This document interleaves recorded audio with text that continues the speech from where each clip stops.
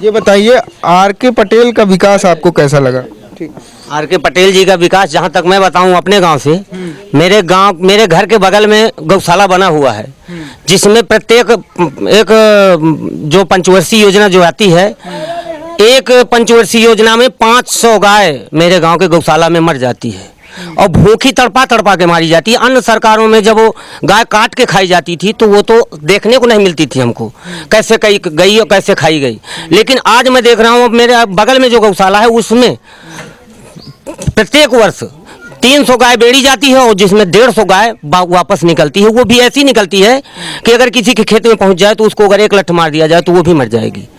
ऐसी हालात है गायों की मेरे यहाँ। जब कहते हैं कि किसान का भाग्य विधाता गाय को गौ माता बताते हैं, यहाँ किसान की जानलेवा बनी हुई है वो। तो ऊपर से तो सरकार, योगी सरकार दे रही है। योगी सरकार को मत कहिए। योगी सरकार की जो शासन जो चल रहा है वो गुंडा शासन है। उसको बुलडोजर बाबा बोला जाता है। किसी का भी मकान गिरा सकते हैं। अभी के हालात बताऊं मैं, अभी 10 दिन पहले के मेरे फूफा जी का मकान है अतर्रा में, जस्ट आयुर्वेदिक कॉलेज के सामने, बेटा बाउंड्री के बगल से। उसमें एक पार्टी जबरियन कब्जा कर रही है, मशीन से मकान को गिरा रही है, घर में आग लगा रही है। और हम एसपी के पास, पुलिस के पास, यहाँ तक कि मुख्यमंत्री पोर्टल में भी हमने सूचना दी, कोई पुलिस का हमें सहारा नहीं मिला, किसी ने कुछ नहीं सुना। और जबरदस्ती वो मकान बना रहे हैं और आज भी बन रहा है। और विधायक जी के पास हम पहुँचे, माननीय प्रकाश द्विवेदी जी के पास, उनका कहना क्या है कि जो हो रहा है वो सब अच्छा हो रहा है। ऐसी सरकार है, दबंगई की सरकार है ये। सब बुलडोजर बाबा, वो तो बुलडोजर के लिए घूम रहे हैं, किसी को भी किसी समय नष्ट कर सकते हैं।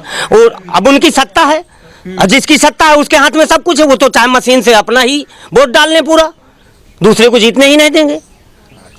आए दिन दारू बांट करके, दारुओं के ठेका, जगह जगह गांजों के ठेका, भांग फीम के ठेका करवा करके सरकारें जो है तो जीत लेती है। और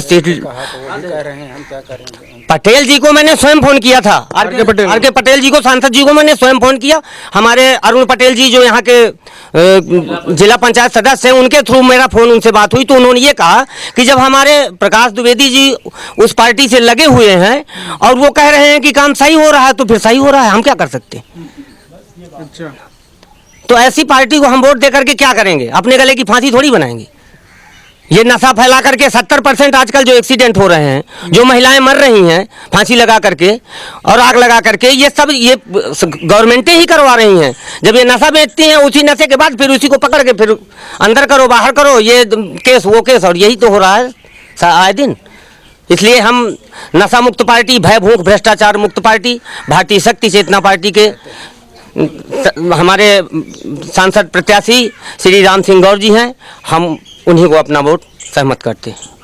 चलिए बहुत बहुत धन्यवाद। तो ये थी जनता शिव की, जो बांदा जिले के अंतर्गत आता है और बबेरू तहसील में आता है। तो यहाँ के लोगों के विचार थे, यहाँ की जनता के अपने विचार थे कि कैसा सांसद जी का रिपोर्ट कार्ड था, कैसा सांसद जी ने विकास किया था।